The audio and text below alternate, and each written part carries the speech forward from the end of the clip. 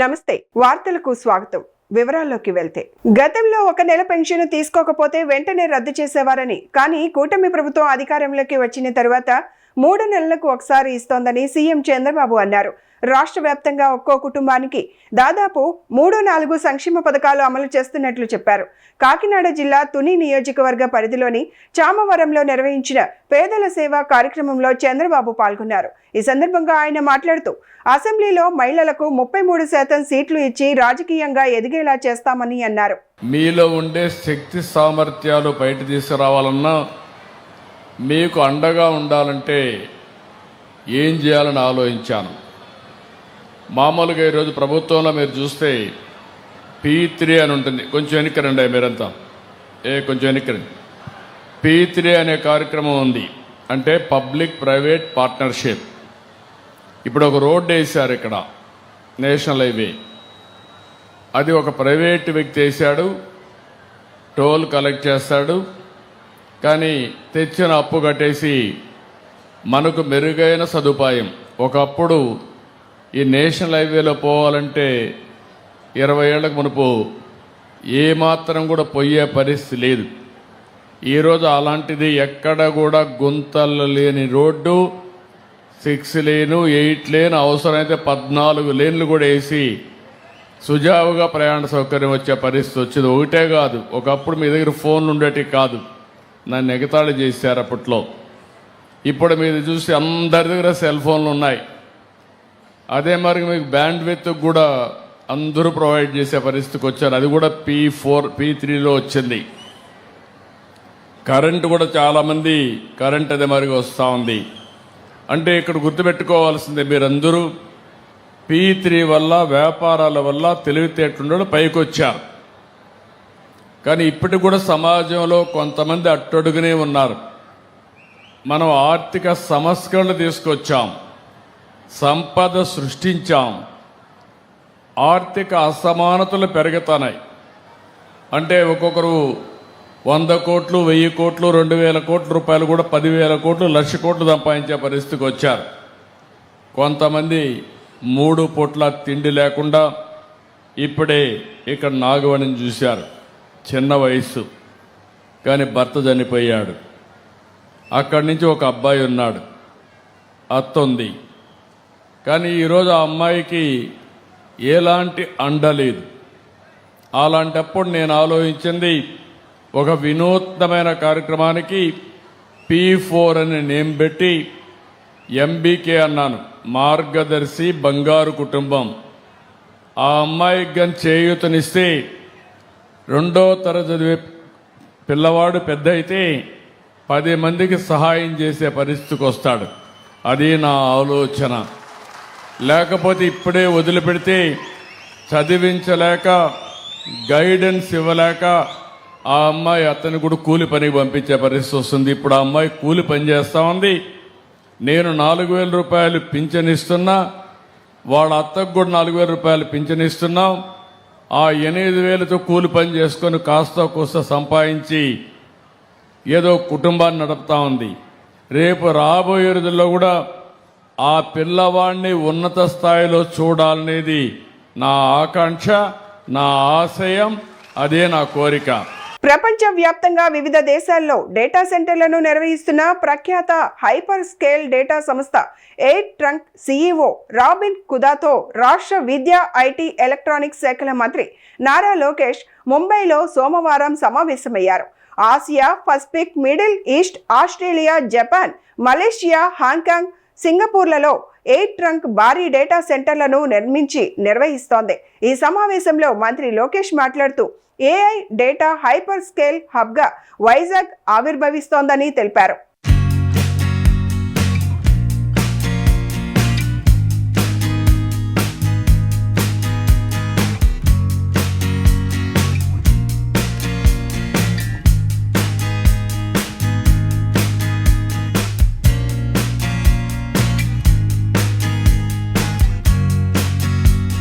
బంగాళాఖాతంలో ఏర్పడిన ఉపరితల ఆవర్తనం ద్రోణి ప్రభావంతో రాష్ట్రంలో విభిన్న వాతావరణ పరిస్థితులు కొనసాగుతున్నాయి.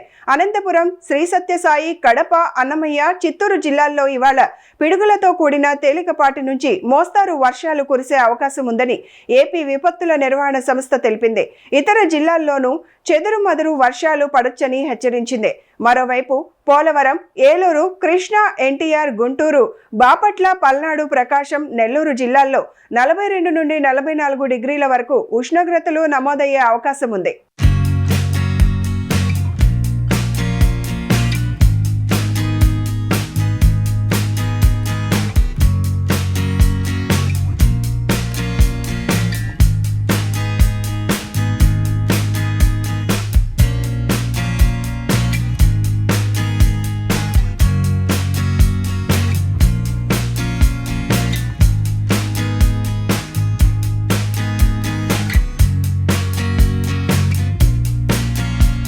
ఎన్టీఆర్ భరోసా పెన్షన్ల పంపిణీ కార్యక్రమంలో జిల్లా కలెక్టర్ సీఎం సాయికాంత్ వర్మ స్వయంగా లబ్ధిదారులకు పెన్షన్లు అందజేశారు.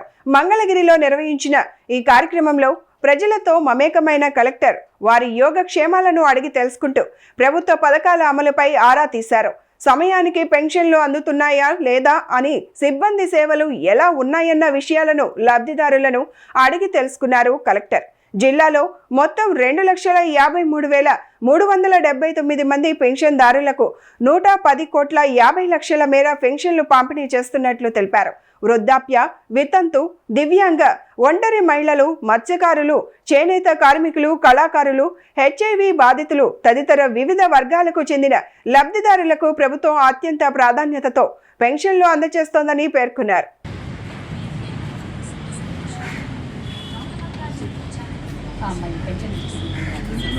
వినండి దగ్గర నుంచి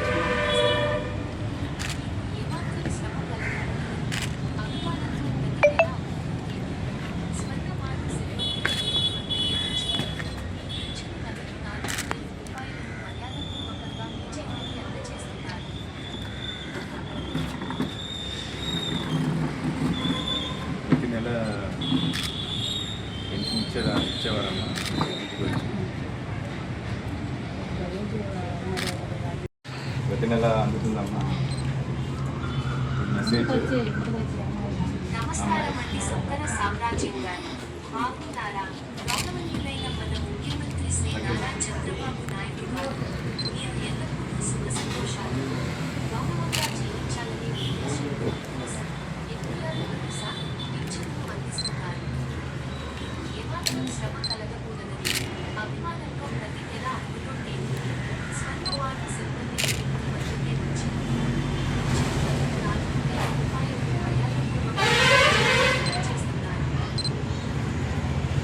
నెల టైంకి ఇస్తున్నారమ్మా? కరెక్ట్గా ఇస్తున్నారా? పూర్తి డబ్బులు ఇస్తున్నారా? ఏం పేరు తల్లి మీ పేరు? ఆరోగ్యం అంతా బాగానే ఉందమ్మా? మందులు చూపించుకుంటున్నారు బాగానే ఉందమ్మా? ఏమైనా ఇబ్బందులు ఉన్నాయి హాస్పిటల్లో?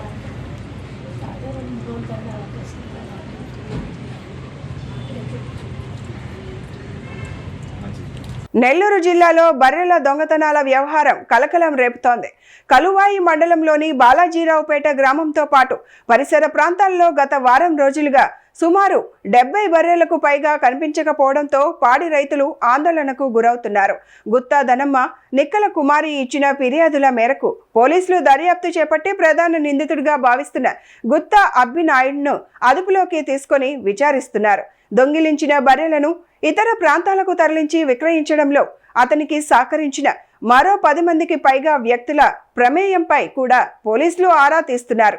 నిందితుల ఆచూకీ కోసం ప్రత్యేకంగా విచారణ కొనసాగుతోందని, పూర్తి దర్యాప్తు అనంతరం మరిన్ని వివరాలు వెల్లడిస్తామని పోలీసులు తెలిపారు. శనివారం రాత్రి తెల్లారుజాము 1 గంటకు ఒక బర్రె వచ్చింది, ఒకదాన్ని ఎత్తేసారు. ఆదివారం పోయి మేము కేసు పెట్టినాము. కేసు పెడితే వాళ్ళు ఇంకోరికి వచ్చింది, సోమవారం వచ్చింది. దానికి ఏమి ఆయన రెస్పాన్స్ కాలేదు. మంగళవారం రోజు బ్యాంకింగ్ అక్కడ చేరుకుంది స్టేషన్కి. ఇంక అప్పటి నుంచి మేము విసారిస్తుంటే మాకేం సమాధానం చెప్పలేదు. ఓల్డ్ విసారిస్తుండ్రు, చెప్పలేదు. ఇప్పుడేమంటే ఈరోజు స్టేషన్లో ఉండు, నేనే చేసిందని చెప్పలేదు. ఇంకెవరో మరి 4-5 ఉంది సార్ వాళ్ళ దాచి వాళ్ళ బయటికి దాండి అంటే ఆయన తేలేదు. నాకు తెలియదు అంటుండు. ఈ బర్రెలు కూడా నేను కాదు చేసింది అంటుండు. ఆయన చేసిండు అన్నాటికి మాకు 3 ఏళ్ల కిందట 2 బర్రెలు ఎత్తేసిండు. 70,000 కట్టించిండు వాళ్ళకి మాది వాళ్ళకి. ఆ తడమే మా 4 తోడు బయటకు తోడు తోటలో తోలిన తోడని అవి మళ్ళీ మాకేరే వాళ్ళు చెప్పి ఇంటికి పోయి అడిగినాయి. మా దోళ్ళ పోని అంట నువ్వు మా దోళ్ళ తీసుకొచ్చి మర్యాద ఇంటికి తోలితే బాగుంటుందంటే సాయంత్రం నా దోళ్ళు ఇంటికి తోలుకొని వచ్చిండు. ఆ రోజు అట్లా జరిగింది. అది నా ప్రూఫ్. అది ఆయన కాడ దొంగతనం చేయలేదు నాకు. అది 2 ప్రూఫ్లు. ఇంతకు మిగిలి మేమేం చెప్పలేము. చేసి ఉండే దొంగ మనిషి ఆయన. ఈ 4 వాళ్ళకి తోపుకుంటా సింతరాజపూరు మా ఊళ్ళోకి మొదటి దొంగ ఈయన కూడా జరుగుతుంది. ఈయన రికమెండేషన్ కానీ బళ్ళు రావడం కానీ ఎత్తుకొని పోవడం కానీ ఫోన్లు చేసి వాళ్ళు రావడం కానీ వాటి కట్టేయడం కానీ అన్నీ జరిగేది దీనికుండానే. వీళ్ళు దేవాల సంబంధం సార్ మేము అనేది. మేము పేదవాళ్ళము. ఆ బట్టలు కూడా మేము బతుకుతాము. మమ్మల్ని ఏమంటే ఇట్లా నాశనం చేస్తారు. ఈ ఊళ్ళో 50 పైసలు పోయినాయి సార్. 1 కాదు 2 కాదు. ఎవరు కూడా ముందుకు పోయేందుకు నోరు మంచిది కాదు. నోరు చిన్న మాట్లాడకూడదు. వాళ్ళ అమ్మ వాళ్ళ అక్క ఆడవాళ్ళకి దగ్గర మాట్లాడు. ఆ మాటలు అనిపించుకోవాలి. పోతే దాని పోవడం లేదు. పోతే దానికాడ ఒక ప్రూఫ్ చేసుకున్నా పోద్ది. 1 నోటి టూర్ పోతారు. లేక మా ప్రూఫ్ తెచ్చుకోండి. దొంగ ప్రూఫ్ అంత సార్. మాకు మేము ఆడపోయి పొలం మీద ఉండేము. మా 3 వాళ్ళు అయితే కాసుకొచ్చుకోరు. ఇడిగా దోలుతారు. ఇంకా ఇడిగా దోలిన పైసలు ఏడుండే తిరుక్కొని వచ్చేది మాకు తెలియదు. సాయంత్రానికి వస్తాయి. ఇంక పొద్దు పోయినంటే ఎత్తేసేది. పొద్దుకు నాచి ఎక్కడ తిరిగైతే గరిపెట్టుంటాం. మగవాళ్ళతో పాటు మేము తిరిగి ఆడవాళ్ళం. ఇట్ట ఇబ్బంది పెడతాం సార్. వాళ్ళ చేపలు ఇప్పించుకోవచ్చు. తెలుసుకొని వచ్చిన బరి కూడా కాదు. 2 రోజులు కట్టేసిండ్రు. 2వ రోజు రాత్రి రోడ్డు తిరుక్కొని వచ్చింది. ఇది సాగుకు దిగబడిపోయి తిరుక్కొని వచ్చింది. ఇవన్నీ మా బర్రెలు అన్నీ కూడా చిన్న బర్రెలు కష్టపడదు. ఇదే బర్రెలు ఇచ్చేసింది. నెల్లూరు జిల్లాలో దారుణ ఘటన వెలుగు చూసింది. మనుబోలు జాతీయ రహదారిపై కాగితాలపూరు సర్కిల్ సమీపంలో మతి స్థిమితం లేని మహిళపై గుర్తు తెలియని వ్యక్తి లైంగిక దాడికి పాల్పడినట్లు సమాచారం. స్థానికంగా గత కొన్ని రోజులుగా తిరుగుతున్న ఆ మహిళపై తెల్లవారుజామున ఈ ఘటన జరిగినట్లు తెలుస్తోంది. విషయం తెలుసుకున్న పోలీసులు వెంటనే ఘటనా స్థలికి చేరుకొని కేసు నమోదు చేసి దర్యాప్తు ప్రారంభించారు. బాధిత మహిళను చికిత్స నిమిత్తం గూడూరు ఏరియా ఆసుపత్రికి తరలించి వైద్య సేవలు అందిస్తున్నారు. ఈ ఘటన స్థానికంగా తీవ్ర ఆందోళనకు దారితీసింది. మహిళపై దాడికి పాల్పడిన నిందితుడిని త్వరితగతిన గుర్తించి కఠిన చర్యలు తీసుకోవాలని స్థానికులు డిమాండ్ చేస్తున్నారు. పోలీసులు అన్ని కోణాల్లో విచారణ కొనసాగిస్తున్నారు. ఇక్కడ 2 సంవత్సరాల నుంచి ఇక్కడే ఉన్నది.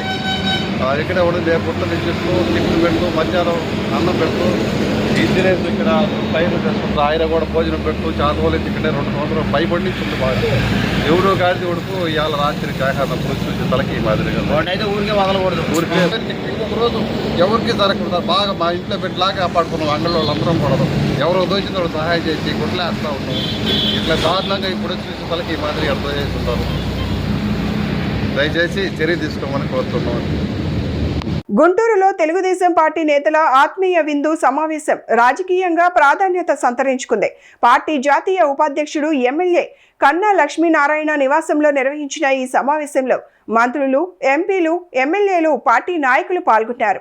ఈ సందర్భంగా మీడియాతో మాట్లాడిన ప్రభుత్వ చీఫ్ విప్ జీవి ఆంజనేయులు జిల్లాలో ఉన్న సమస్యల పరిష్కారం కోసం ఈ డిన్నర్ మీట్ ఏర్పాటు చేసినట్లు తెలిపారు.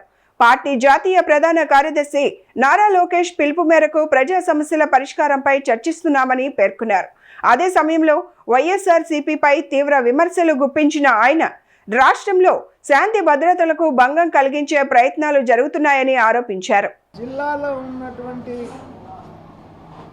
సమస్యల్ని డిస్కస్ చేసుకొని కలెక్టివ్ గవర్నెన్స్, పొలిటికల్ గవర్నెన్స్ అని మా నాయకుడు ఇచ్చినటువంటి ఆదేశాల మేరకు ఫస్ట్ నెలలో ఇరపతినేని శ్రీనివాస్ గారి ఇంట్లో జరిగింది ఇదే డిన్నర్ కార్యక్రమం. 2వ నెలలో మా ఇంట్లో జరిగింది. ఆ సందర్భంగా అందరం ఈ రోజున ఇక్కడ డిన్నర్కి కలిసి జిల్లాలో ఉన్నటువంటి సమస్యల్ని కలెక్టివ్గా డిస్కస్ చేసుకొని ఇన్ఛార్జి మంత్రి గారి ద్వారా ఆ సమస్యలు పరిష్కారం చేసుకోవడం కోసం 2వ నెల మా ఇంట్లో ఈ రోజున డిన్నర్ పెట్టడం జరిగింది. ఆ సందర్భంగా మిమ్మల్ని అందరిని కూడా ఆహ్వానించడం జరిగింది. ఈ సందర్భంగా వినుకొండది ఒకటి బర్నింగ్ టాపిక్ ఒకటి వచ్చింది కాబట్టి అసలు వైసీపీ నైజం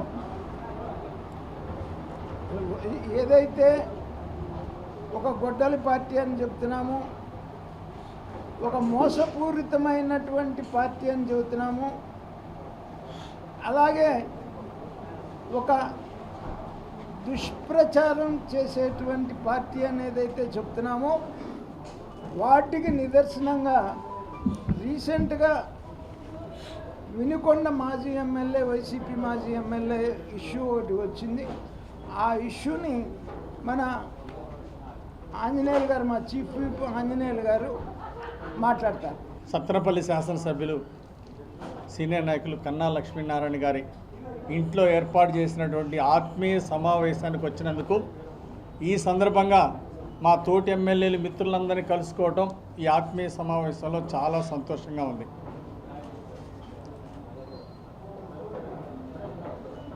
లోకేష్ గారు ఇచ్చినటువంటి పిలుపు మేరకు ఈరోజు ప్రతి జిల్లాలో కూడా ప్రజలకి మెరుగైన సేవలు అందించడం కోసం, ప్రజా సమస్యలను పరిష్కరించడం కోసం, స్వర్ణాంధ్ర సాధన కోసం ఈ ప్రక్రియ ఎంతగానో దోహదం పట్టడం మా అందరికీ చాలా ఆనందం.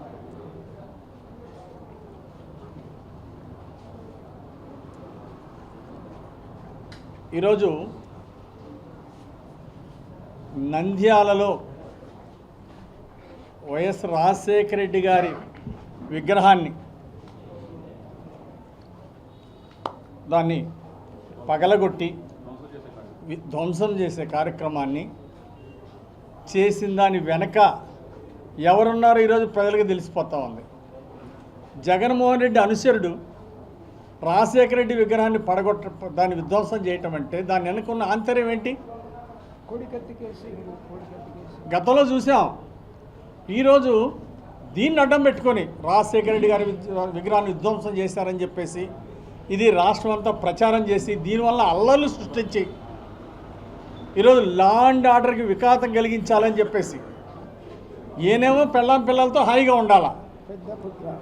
ఈ కుట్రలో మరి కొంతమంది కార్యకర్తలు బలి కావాలా, దీంట్లో ప్రభుత్వానికి చెడ్డ పేరు రావాలా. ఇంత పెద్ద కుట్ర జగన్ నైజానికి గతంలో జరిగిన అనేక నిదర్శనలు ఉన్నాయి. ఇది జగన్ నైజానికి మరో ఉదాహరణ. గతంలో జగన్ జీవితం అంతా అవినీతి, హత్యలు, కుట్రలు. ఇది జగన్ నీచ రాజకీయం. తెలంగాణ రాష్ట్ర అవతరణ దినోత్సవ వేడుకల సందర్భంగా జనగామ జిల్లా కలెక్టరేట్ భవనం విద్యుత్ కాంతులతో కనువిందు చేస్తోంది. ప్రత్యేక అలంకరణలతో సర్వాంగ సుందరంగా ముస్తాబైన కలెక్టరేట్ భవనం రాత్రి వేళల్లో మరింత ఆకర్షణీయంగా కనిపిస్తోంది. రాష్ట్ర ఆవిర్భావ వేడుకల సందర్భంగా ప్రభుత్వ కార్యాలయాలు, ప్రధాన కూడళ్లు, ప్రజా ప్రదేశాలు విద్యుత్ దీపాలతో అలంకరించగా జనగామ కలెక్టరేట్ ప్రత్యేక ఆకర్షణగా నిలుస్తోంది. తెలంగాణ అభివృద్ధి, ప్రగతికి ప్రతీకగా వెలుగులు విరజిమ్ముతున్న ఈ దృశ్యాలు స్థానికులను విశేషంగా ఆకట్టుకుంటున్నాయి.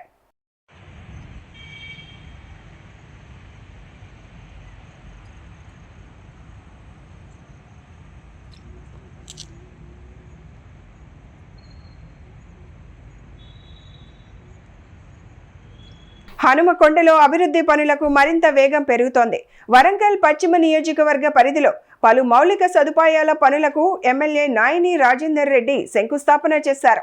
30వ డివిజన్ బాలసముద్రం వెహికల్ షెడ్ ప్రాంతంలో 71 లక్షల వ్యయంతో నిర్మించనున్న బాక్స్ డ్రైన్ పనులను ప్రారంభించిన ఎమ్మెల్యే అనంతరం శ్రీనివాస కాలనీలో 32 లక్షలతో చేపట్టనున్న సీసీ రోడ్, డ్రైనేజీ నిర్మాణ పనులకు కూడా శ్రీకారం చుట్టారు. ఈ సందర్భంగా మాట్లాడిన నాయిని రాజేందర్ రెడ్డి ప్రజలకు మెరుగైన మౌలిక వసతులు అందించడమే రాష్ట్ర ప్రభుత్వ లక్ష్యమని తెలిపారు. కాలనీల్లో ఉన్న రహదారులు, డ్రైనేజీ సమస్యలను శాశ్వతంగా పరిష్కరించేందుకు ప్రత్యేక చర్యలు చేపడుతున్నామని చెప్పారు. రోడ్లు, డ్రైనేజీలు మరియు ఇతర నిత్యావసరమైనటువంటి పనులను ప్రారంభించడం జరిగింది. మరి ప్రజాపాలనలో భాగంగానే ప్రతిరోజు కోట్ల రూపాయలతోటి ఓపెనింగ్ చేయడం, కొబ్బరికాయలు కొట్టడమే కాకుండా సర్టన్ టైం బాండ్ పెట్టి ఆ టైం లోపట్నే ఇవన్నీ కూడా కంప్లీట్ చేసే విధంగా మేము ఏర్పాటు చేసుకోవటం, మరి అక్కడ ఉన్నటువంటి కాలనీ పెద్దలు, డివిజన్ అధ్యక్షులు, కార్పొరేటర్లు, మాజీ కార్పొరేటర్లు వీళ్ళందరూ వాటిని ఫాలోఅప్ చేసుకుంటూ ఈ యొక్క అభివృద్ధిలో అందరూ కూడా వారి పాత్రని వారు చేసి ముందుకు నడిపిస్తూ సహకరించిన ప్రతి ఒక్కరికి కూడా పేరు పేరున ధన్యవాదాలు. ఎందుకంటే కొబ్బరికాయ ఉట్టిపోయిన తర్వాత మాకు కొన్ని గుర్తు ఉంది ఉండకుండా నాకు అన్ని ఎక్కడైనా కాంట్రాక్టర్ నిర్లక్ష్యమో లేకపోతే ఇంకెక్కడ చిన్న చిన్న ఏమైనా ఇబ్బందులైనా మా దృష్టికి తీసుకొస్తే నెక్స్ట్ మినిట్లో ఇమ్మీడియట్ వాటిని ఫాలోఅప్ చేసి వాటిని అనుకున్న టైం పీరియడ్లో కంప్లీట్ చేయగలుగుతాం. ఎందుకంటే ఒకరిద్దరు కాంట్రాక్టర్లలో కొద్దిగా నిర్లక్ష్యం అనేటి వీటికి జరుగుతున్నాయి. మరి అవి ఫాలోఅప్ చేయాలి, మేము చేస్తున్నాం. కానీ అక్కడ కాలనీవాసులు కూడా మాకు గుర్తు చేస్తే వాటిని ఇమ్మీడియట్ మేము తొందరగా కంప్లీట్ చేయడానికి అవకాశాలు ఉంటాయి. తెలంగాణ ఆవిర్భావ దినోత్సవ వేడుకల నేపథ్యంలో హుస్నాబాద్లో నిర్వహించిన మీడియా సమావేశంలో మంత్రి పొన్నం ప్రభాకర్ కీలక వ్యాఖ్యలు చేశారు. ఉప ముఖ్యమంత్రి పవన్ కళ్యాణ్ గతంలో తెలంగాణపై చేసిన వ్యాఖ్యలకు ముందుగా క్షమాపణ చెప్పాలని ఆయన డిమాండ్ చేశారు. తెలంగాణ ఆత్మగౌరవాన్ని దెబ్బతీసే విధంగా మాట్లాడిన వ్యక్తి రాష్ట్రంలో నిర్వహించనున్న నవ నిర్మాణ సభపై తమకు అభ్యంతరాలు ఉన్నాయని మంత్రి పేర్కొన్నారు. తెలంగాణ ఏర్పాటుకు సంబంధించిన గత వ్యాఖ్యలను గుర్తు చేస్తూ రాష్ట్ర ప్రజల మనోభావాలను గౌరవించాలని పవన్ కళ్యాణ్ కు సూచించారు. ఈ రాష్ట్రంలో ఉన్న ఈ దేశంలో ఉన్న ప్రతి రాష్ట్రం పట్ల కూడా మనం భారతీయుడిగా ఒక మానవతావాదులంగా పరస్పరమైనటువంటి గౌరవించుకోవాలి. ఎక్కడ కూడా ఇతరులను అవమానపరచద్దు. మన రాజ్యాంగం కూడా చెప్తా ఉంది, వాక్ స్వాతంత్రం ఉంది, దాన్ని ప్రజాస్వామికంగా ఉపయోగించు. నీ వాక్ స్వాతంత్రం ద్వారా ఎదుటివాడికి ఇబ్బంది కలగద్దు, బాధ కలగద్దు అనే మాట చెప్తా ఉన్నారు. ఈరోజు తెలంగాణ ఆవిర్భావ దినోత్సవం సందర్భంగా తెలంగాణ ప్రజలకు సంబంధించి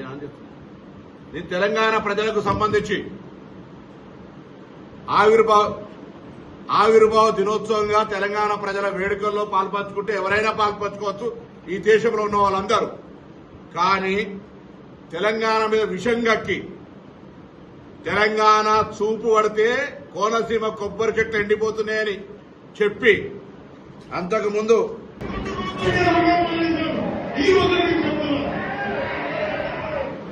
11 రోజులు తెలంగాణ ఏర్పడితే అన్నం మానేసిన వ్యక్తి తెలంగాణ ఆవిర్భావ దినోత్సవంలో పాల్గొంటే కూడా మాకు అభ్యంతరం లేదు. కానీ తెలంగాణ ఆవిర్భావం కాకుండా నవ నిర్మాణం పేరు మీద సభ చేస్తా ఉన్నాడు. రేపు పొద్దున తీవ్రంగా ఆక్షేపిస్తా ఉన్నాం. ఆంధ్రప్రదేశ్ల సామెత ఉంది, కన్న తల్లికి ముక్కు పుడుక చేయనాడు పిన్న తల్లికి వడ్డానం చేస్తారనే సామెత ఉన్నది. అదేవిధంగా గూట్ల రాయి తీయలేనాడు ఏట్ల రాయి తీస్తున్నట. ఆంధ్రప్రదేశ్ ఉప ముఖ్యమంత్రిగా ఏమైనా చేయగలిగితే, ఏమైనా పీకగలిగితే అక్కడ చేయి. ఇక్కడికి వచ్చే నవ నిర్మాణ సమితి పేరు మీద నువ్వు ఇక్కడేదో చేసేటువంటి కార్యక్రమంలో ఇక్కడ ఎవడు సహించడానికి సిద్ధంగా లేడు. తెలంగాణ ఏర్పడితే 11 రోజులు అన్నం తినటువంటి వెధవాచి ఇక్కడ మా తెలంగాణ పట్ల ఏదో ముసలి కన్నీరు గారితో ఒప్పుకోం. వాస్తవంగా పవన్ కళ్యాణ్ నటుడు. అది విలన్ వేషమైనా, గుండా వేషమైనా, హీరో వేషమైనా, రౌడీజమైనా, ప్రేమించే విషయమైనా, ఎంతమందిని నిజ జీవితమా సినిమా జీవితమా ఎన్ని చేసినా దట్ ఈస్ యువర్ ఇండివిజువల్. ఈ రోజు కూడా తెలంగాణలో రెచ్చగొట్టేటువంటి విద్వేషపూరితమైన వ్యాఖ్యలు మాట్లాడడం ద్వారా తెలంగాణ వాతావరణాన్ని కలుషితం చేయాలి అనేటువంటి రేటు ఫిక్స్ చేసుకుని భారతీయ జనతా పార్టీ తోటి తెలంగాణలో ఈ నటన స్టార్ట్ చేసిండు. మీకు తెలుసు 2014 ఎన్నికలప్పుడు హుస్నాబాద్ కూడా వచ్చిండు. ఆ రోజు నేను పార్లమెంట్ సభ్యుడిగా పోటీ చేస్తున్న బిడ్డ తోడుకలు తీస్తామంటే కావలసుకొని ఇక్కడికి వచ్చి పవన్ కళ్యాణ్ సినిమా అభిమానులు ఉంటారు, నేను సినిమాలు చూడండి, మీరు అద్దంటే నేను పవన్ కళ్యాణ్ అభిమానులు అన్ని పార్టీలు ఉండొచ్చు చూసుకోరి. కానీ రాజకీయ పరంగా నీ కన్న తల్లి అయినటువంటి తెలంగాణ లాంటి తెలంగాణను అవమానపరుస్తూ తెలంగాణ ఏర్పడితే 11 రోజులు నిరాశ చేసిన తెలంగాణలో కళ్ళు దృష్టి పడితే కోనసీమ కొబ్బరి చెట్లు ఎండిపోతున్నాయి అనేటువంటి వాణ్ణి ఇక్కడ మనం ఎంటర్టైన్ చేస్తే ఇది దౌర్భాగ్యమైనటువంటి పరిస్థితి. నేను మళ్ళీ చెప్తాను, నాకు అస్సామోళ్ళ కంటే కూడా ఆంధ్రప్రదేశ్ దగ్గర. భారతదేశంలో అన్ని రాష్ట్రాల ప్రజలకు తెలంగాణ స్వాగతం చెప్తా ఉంది. ఈవెన్ విదేశీయులకే స్వాగతం చెప్పి ఇక్కడ అన్ని రకాల కార్యక్రమాలు జరగాలనుకుంటున్నాం. మేము ఆంధ్రప్రదేశ్ కు నేను కూడా 100 సార్లు పోయినా సత్సంబంధాలు ఉండాలని కోరుకుంటున్నాం. కానీ ఈ విధంగా తెలంగాణ చూపు పడితే కోనసీమ కొబ్బరి చెట్లు ఎండిపోతున్నాయన్నాక తెలంగాణ రక్తం ఉన్న ఏ బిడ్డ సినిమాలు అభిమానించినా అటువంటి వాని పట్ల ఇక్కడ సభకు పోతే కూడా వాళ్ళ తల్లిదండ్రులకు ద్రోహం చేసినట్టే అని భావిస్తా ఉన్నాను నేను ఈరోజు. హనుమకొండ జిల్లాలో గోపాలపురం చెరువు పరిధిలో అక్రమ నిర్మాణాల తొలగింపు చేపట్టారు అధికారులు. పోలీసుల బందోబస్తు మధ్య రెవెన్యూ, మున్సిపల్ శాఖల అధికారులు సంయుక్తంగా చర్యలు చేపట్టి సుమారు 100 గుడిసెలను కూల్చివేశారు. అక్కడ నివాసం ఉంటున్న వారిని ముందుగానే ఖాళీ చేయించి అనంతరం జేసీబీల సహాయంతో అక్రమ నిర్మాణాలను తొలగించారు. గత ఏడాది భారీ వర్షాల సమయంలో గోపాలపురం 100 అడుగుల రోడ్ పరిసర ప్రాంతాలు తీవ్ర ముంపునకు గురైన నేపథ్యంలో చెరువు ఆక్రమణలపై అధికారులు ప్రత్యేక దృష్టి సారించారు. ముంపు సమస్యలను నివారించడం, చెరువు పరిరక్షణ లక్ష్యంగా ఈ చర్యలు చేపట్టినట్లు అధికారులు తెలిపారు. అక్రమ ఆక్రమణలపై భవిష్యత్తులో కూడా కఠిన చర్యలు కొనసాగిస్తామని స్పష్టం చేశారు.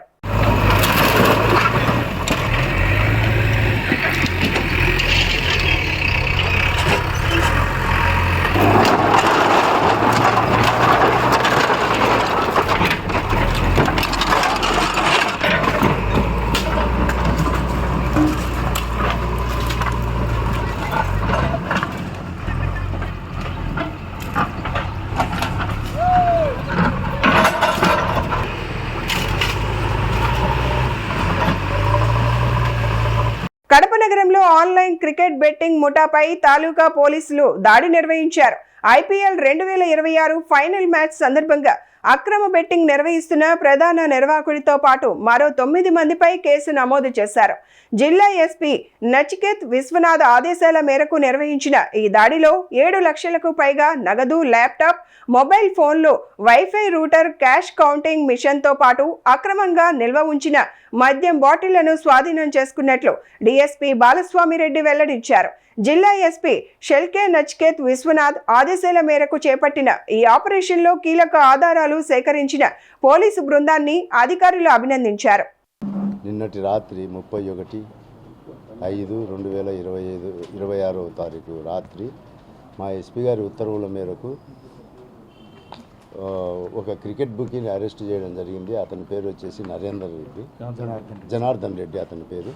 అతని దగ్గర నుంచి 11 లిక్కర్ బాటిల్స్, వాటిలో ఫారిన్ మేడ్ వచ్చేసి 6 లిక్కర్ బాటిల్స్ ఫుల్ బాటిళ్ళు, తర్వాత 7 లక్షల క్యాష్, తర్వాత మనీ కౌంటింగ్ మిషను, 5 సెల్ ఫోన్లు, ఒక ల్యాప్టాప్ స్వాధీనం చేసుకోవడం జరిగింది. అతన్ని విచారించగా మాధవరెడ్డి అనే అతనికి మెయిన్ క్రికెట్ బుకీగా చెప్పినాడు. ఇంకా ఒక 11 మంది క్రికెట్ బుకీలు అతను పేర్లు లిస్ట్ ఇచ్చినాడు. వాళ్ళందరినీ ముద్దాయిలుగా చేస్తూ కేసు రిజిస్టర్ చేయడం జరిగింది. దాంట్లో ఇన్వెస్టిగేషన్లో భాగంగా మిగతా ముద్దాయిలను కూడా త్వరలో అరెస్ట్ చేస్తాం. అది జరిగిన తర్వాత అది కూడా చెప్తాం. చెప్పేసినా దాంట్లో కూడా ముద్దాయి అరెస్ట్ అయితే త్వరలో చేస్తాము. ఎక్కడున్నా కానీ పోనిచ్చేది.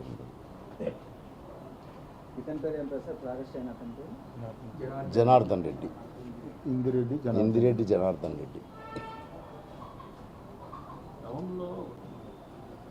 సమాచారం ఉంటే కనుక ఎట్టి పరిస్థితుల్లో ఎవరిని వదిలేదు లేదు.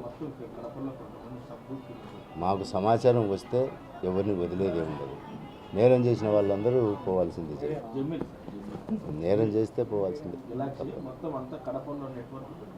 నేరస్తుని ఎవరిని వదలము. పోలీసు వారి వైపు నుంచి ఉండొచ్చు. కడప జిల్లా ముద్దునూరు మండలంలో సోమవారం తెల్లవారుజామున భారీ వర్షం కురిసింది.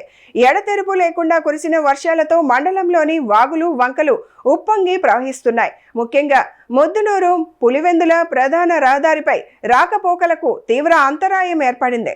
ముద్దనూరు సమీపంలోని పుల్లేరు వంకపై వంతెన నిర్మాణ పనులు జరుగుతుండటంతో పక్కనే ఏర్పాటు చేసిన తాత్కాలిక డైవర్షన్ రోడ్డును వరద ప్రవాహం కొట్టుకుపోయింది. దీంతో పులివెందుల వైపు వెళ్లే వాహనాలు నిలిచిపోగా ఇరువైపులా కిలోమీటర్ల మేర వాహనాలు బారులు తీరాయి. పరిస్థితిని పరిశీలిస్తున్న పోలీసులు నీటి ప్రవాహం తగ్గే వరకు ప్రయాణికులు అప్రమత్తంగా ఉండాలని సూచించారు. మధ్యాహ్నం వరకు ఇదే పరిస్థితి కొనసాగే అవకాశం ఉందని అధికారులు తెలిపారు. అధికారులు పరిస్థితిని ఎప్పటికప్పుడు పర్యవేక్షిస్తున్నారు.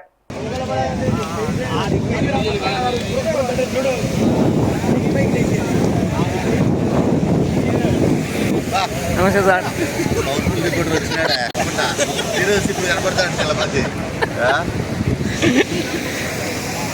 సార్ అన్ని విచిత్రం జరుగుతుంది. ఎప్పుడు ఇంత లేదు. ఉన్నారులేమ్మా, అంటే జీవితంలో మాట్లాడుకోవడానికి ఉండాలి కదా ఏదో ఒకటి. అంతేనా సార్? ఇప్పుడు సాఫీగా తాగకూడదు జీవితం. ఎండాకాలం ఇంత వర్షం పడి ఇంత మాట్లాడుతున్నాడు. అట్లా ఈసీజీ కూడా షాప్ ఉంటే మనసు చచ్చిపోయినట్టు అంట. అందుకే అప్ అండ్ డౌన్ తిరుగుతూ ఉన్నారంట ఈసీజీ. జీవితంలో కూడా ఇలాంటివి ఉండాలి అప్పుడు.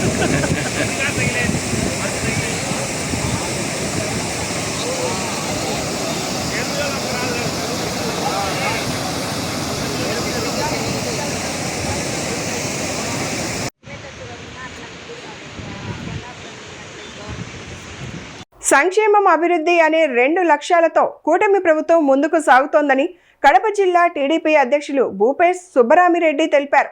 కడప జిల్లా జమ్మలమడుగు బీసీ కాలనీలో సోమవారం ఎన్టీఆర్ భరోసా పెన్షన్ల పంపిణీ కార్యక్రమంలో జిల్లా టీడీపీ అధ్యక్షులు భూపేష్ సుబ్బరామిరెడ్డి పాల్గొని లబ్ధిదారులకు పెన్షన్లు అందజేశారు. అంతకుముందు బీసీ కాలనీలోని పంచముఖ ఆంజనేయ స్వామి ఆలయంలో ప్రత్యేక పూజలు నిర్వహించి నాయకులు కార్యకర్తలతో కలిసి కార్యక్రమంలో పాల్గొన్నారు. అనంతరం ఆయన మీడియాతో మాట్లాడుతూ పేదల సంక్షేమమే లక్ష్యంగా కూటమి ప్రభుత్వం పనిచేస్తోందని తెలిపారు. దేశంలోనే ఆదర్శంగా నిలిచే విధంగా ఆంధ్రప్రదేశ్లో ఎన్టీఆర్ భరోసా పెన్షన్ల పంపిణీ అమలవుతోందని అన్నారు. ప్రతి నెల వితంతు వికలాంగుల టోటల్గా బెడ్ రిడన్గా ఉండే పెన్షన్లు ఇచ్చే దాంతో భాగంగా ఈరోజు కూడా జమ్లోడు మున్సిపాలిటీ పరిధిలో బీసీ కాలనీ ఎస్సీ కాలనీలో ఈ కార్యక్రమం చేపట్టడం జరుగుతూ ఉంది. పేదల సేవలో ప్రభుత్వం భారతదేశంలో ఏ రాష్ట్రంలో లేని విధంగా మన ఆంధ్రప్రదేశ్లోనే ఈ పెన్షన్ స్కీమ్ అమలవుతుందని కూడా ఈ సందర్భంగా తెలియజేస్తున్నాము. పేదలను ఆదుకోవాలా, సంక్షేమము అభివృద్ధి ఈ కూటమి ప్రభుత్వానికి 2 కళ్ళు లాంటివి. దాంతో భాగంగా ప్రతి నెల ఇచ్చేదాంతో పెన్షన్ ఇచ్చేదాంతో మేము భాగస్వామ్యమై అధికారులు ప్రజాప్రతినిధులు ఇస్తూ వాళ్ళ సంక్షేమము వాళ్ళ బాగోగులు తెలుసుకోవడానికి ఇది ఒక అవకాశం. భవిష్యత్తులో కూడా వితంతు పెన్షన్లు కానీ వృద్ధాప్య పెన్షన్లు కూడా వచ్చే నెలలో నుంచి వెరిఫికేషన్ చేసి కొత్తటి కూడా ఇవ్వడానికి ప్రభుత్వం ఆలోచన చేసి త్వరగా ఈ కార్యక్రమాన్ని కూడా చేపట్టబోతుందని కూడా ఈ సందర్భంగా తెలియజేస్తున్నాం. అభివృద్ధి విషయంలో కూటమి ప్రభుత్వం నిబద్ధతగా పనిచేస్తూ ఉంది. డబుల్ ఇంజన్ సర్కారు ప్రధానమంత్రి నరేంద్ర మోడీ గారి సహకారంతో విజన్ ఉన్న నాయకుడు మన ముఖ్యమంత్రి చంద్రబాబు నాయుడు గారు ఆంధ్రప్రదేశ్ని అభివృద్ధి పదంలో నడిపిస్తున్నారు. ఏ విషయంలో తీసుకున్నా కూడా త్వరగతిగా సైడ్ పోలవరం కానీ అమరావతి కానీ మరీ ముఖ్యంగా కడప జిల్లాలో కూడా ముఖ్యమంత్రులుగా మేము పనిచేసినాము. ఎంపీ మేమే, ఎమ్మెల్యేలు మేమే అని చెప్పుకున్న వాళ్ళు గతంలో కడప జిల్లాకు ఏం చేసింది ఏం లేదు. ఇప్పుడు కడప జిల్లా ఈ 24 నెలల్లో 2 నెలలలో కొప్పర్తికి 2000 కోట్లు, టూరిజంకు గండికోటకు 78 కోట్లు, అదేవిధంగా సోలార్ పార్కులను త్వరగతిగా పూర్తి చేసి గ్రిడ్ కనెక్ట్ చేసే విధంగా సబ్స్టేషన్లకు ఇట్లా అభివృద్ధి సంక్షేమం, స్త్రీశక్తి కానీ మహిళలకు ఉచిత బస్సు ప్రయాణం, ఉచిత గ్యాస్ సిలిండర్, తల్లికి వందనం, ఇటువంటి అన్ని కార్యక్రమాలు అభివృద్ధి సంక్షేమం 2 కళ్ళ జోడి మాదిరి పోతా ఉన్నాయని కూడా ఈ సందర్భంగా తెలియజేస్తున్నాను. క్రికెట్ బెట్టింగ్ స్థావరాలపై ప్రొద్దుటూరు పోలీసులు ఉక్కుపాదం మోపారు. ప్రొద్దుటూరు 2 టౌన్ పోలీస్ స్టేషన్ పరిధిలో 13 మంది క్రికెట్ బుకాయిలను పోలీసులు అరెస్టు చేశారు. వారి వద్ద నుంచి 11,34,000 రూపాయలు నగదు, బ్యాంకు ఖాతా నందు 13 లక్షల రూపాయలు సీజ్, 27 మొబైల్ ఫోన్లు, ఒక ల్యాప్టాప్ స్వాధీనం చేసుకున్నారు. 2 టౌన్ పోలీస్ స్టేషన్ పరిధికి చెందిన జావేద్ మరియు జిలానీలు కొంతమంది క్రికెట్ బెట్టింగ్ నిర్వాహకులతో ఒక ముఠాగా ఏర్పడి క్రికెట్ బెట్టింగ్ కార్యకలాపాలు నిర్వహిస్తున్నారనే సమాచారంతో వారిపై నిఘా ఉంచిన పోలీసులు నేడు క్రికెట్ బెట్టింగ్ కు సంబంధించిన నగదు లావాదేవీలు చేసుకుంటుండగా రైడ్ చేసి 13 మందిని బుకీలను అదుపులోకి తీసుకున్నారు. సో ఈరోజు మనం ఒక బెట్టింగ్ కేస్ క్రాక్ చేసాము.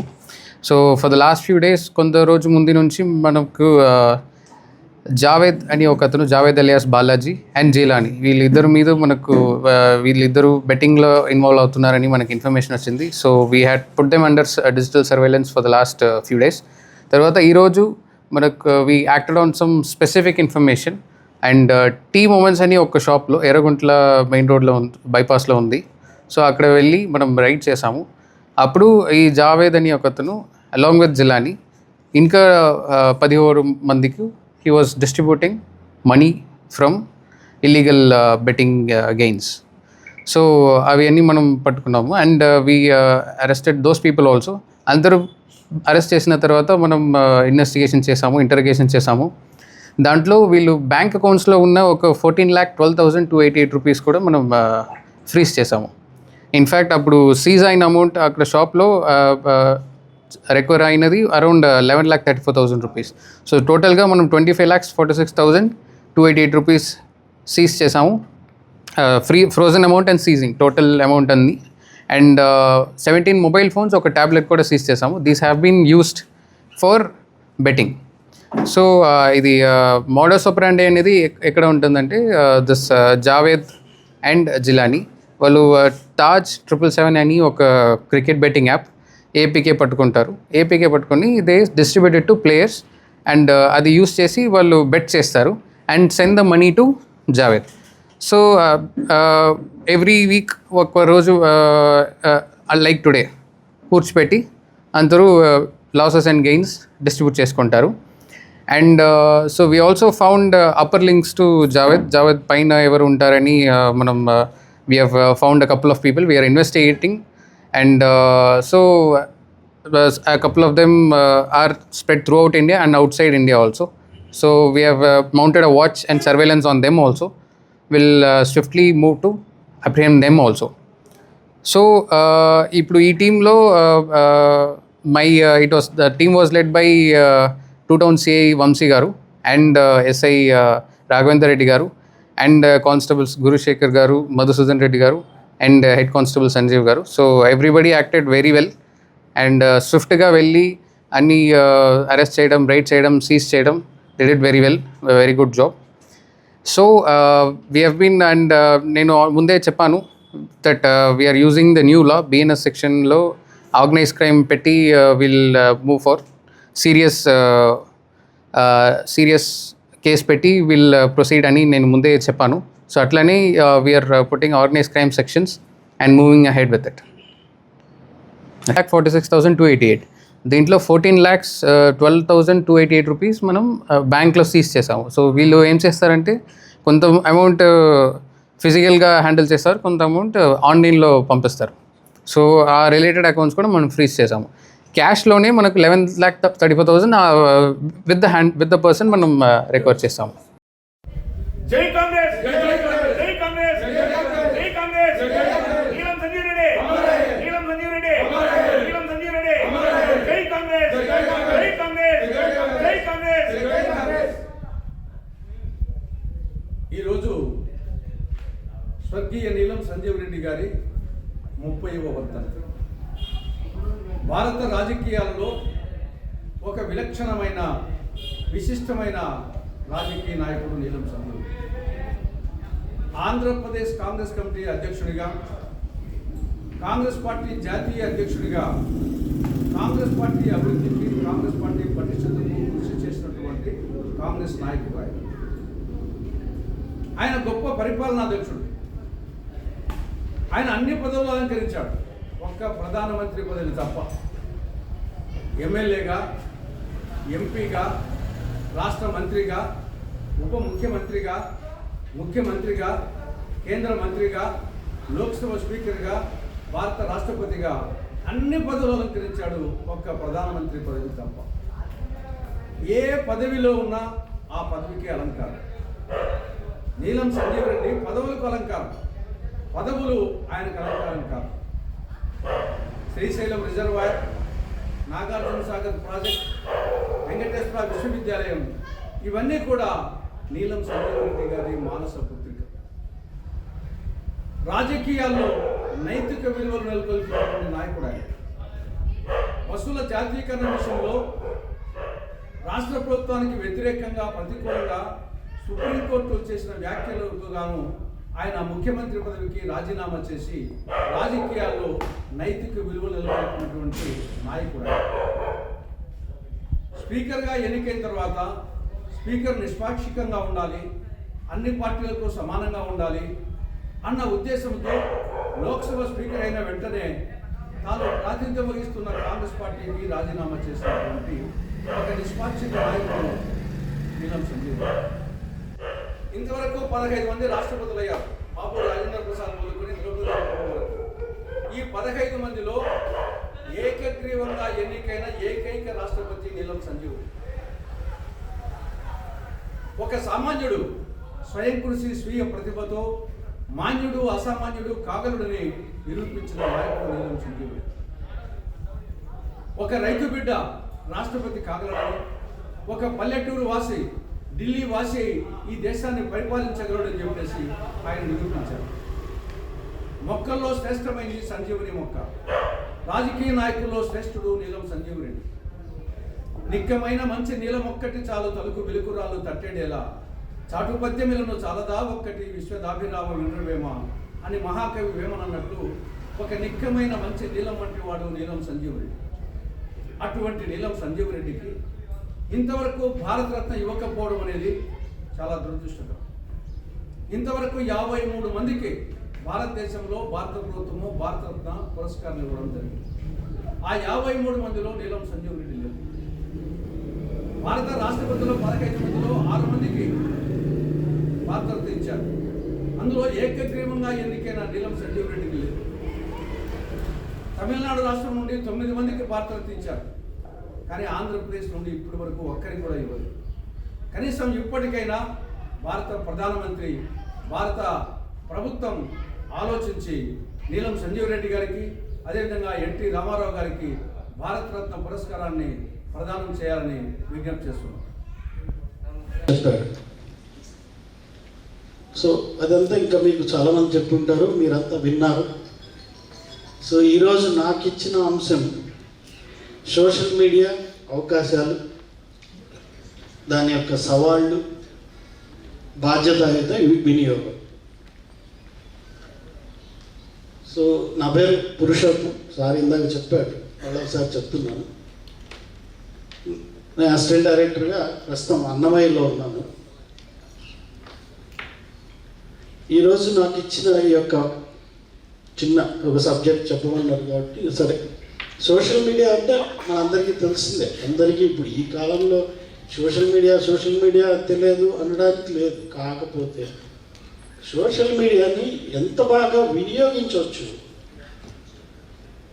దాన్ని వినియోగంలో మనకున్న బాధ్యత ఏంటనేదే ముఖ్యం, ప్రధానం.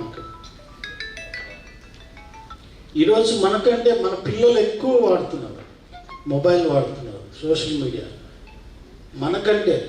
నాకు కూడా కొన్ని తెలియదు.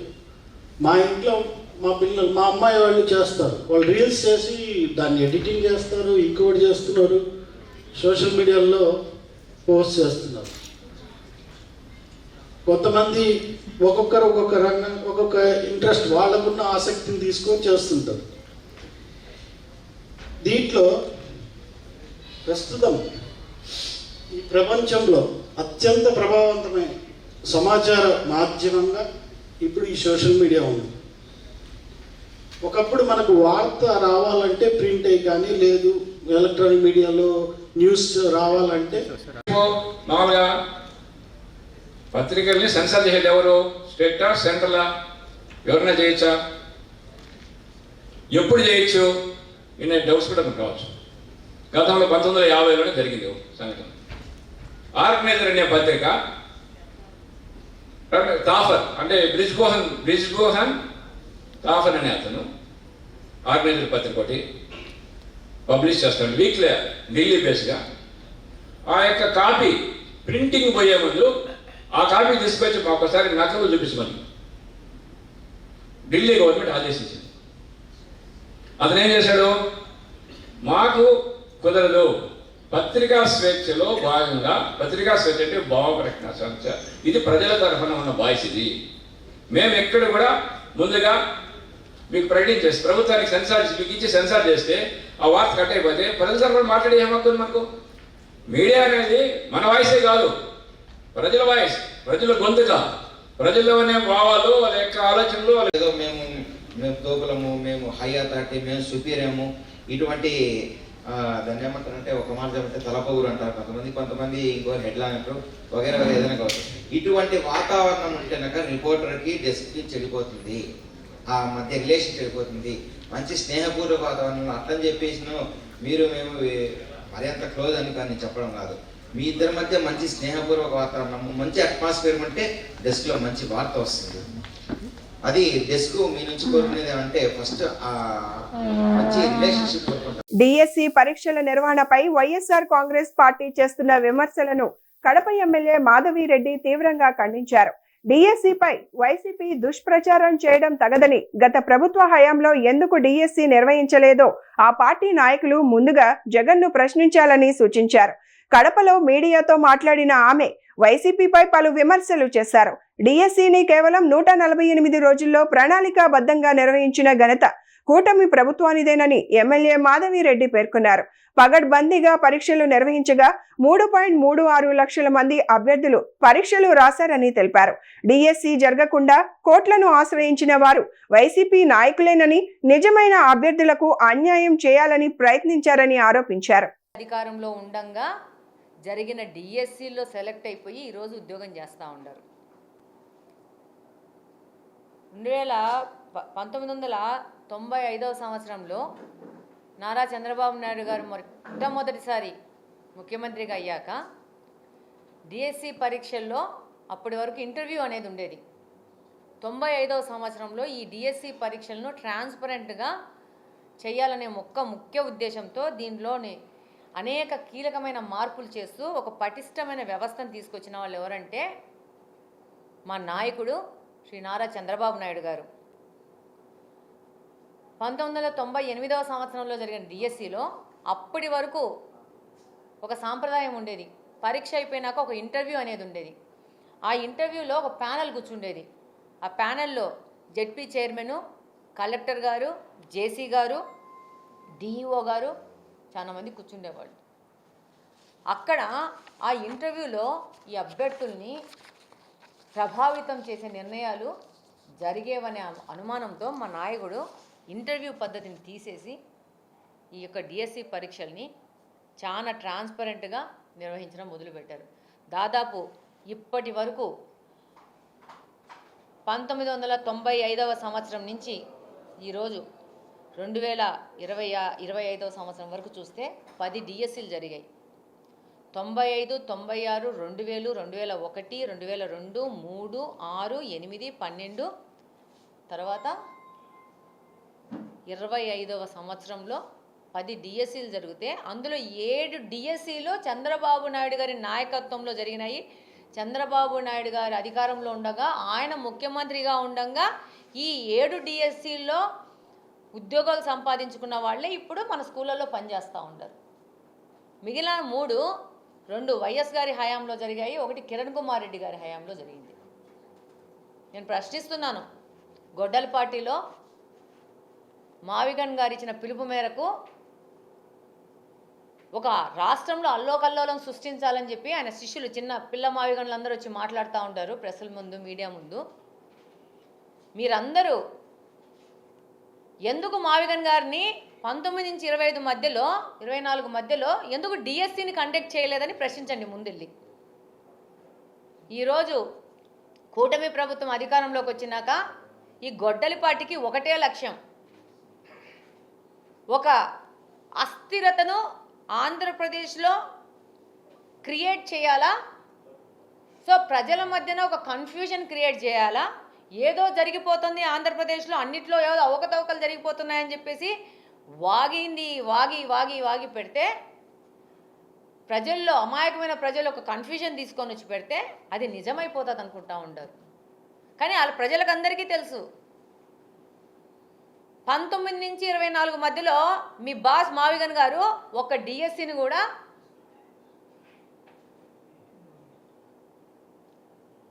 జరపలేదు. ఆయన మీరందరూ వెనక్కి తిరిగి మరి ఆయన బెంగళూరులో ఉండాడో ప్యాలెస్లో ఉండారో మాకు తెలియదు, ఆయన వెనక్కి తిరిగి ప్రశ్నించండి ముందు. ఇలాంటి చెత్త మాటలు మాట్లాడి రాష్ట్రంలో చెత్త కన్ఫ్యూజన్ క్రియేట్ చేసే ముందు మీరు ఒకసారి ప్రశ్నించేసి క్లారిఫికేషన్ తీసుకొని డిఎస్సి గురించి మాట్లాడండి. అసలు మీకు కానీ మీ నాయకుడికి కానీ డిఎస్సి గురించి మీ గొడ్డల పార్టీ మొత్తానికి ఒక్కరికి కూడా అర్హత లేదని చెప్తున్నాయి సరే. మరి నీ రికార్డ్ ఏంటి? గొడ్డలి పార్టీ రికార్డ్ ఏంటి? మావిగన్ గారి రికార్డ్ ఏంటి? డిఎస్సి జరపల 5 సంవత్సరాలు, అన్ని అబద్ధాలు. ఈ వార్తలు ఇంతటితో సమాప్తం. నమస్కారం.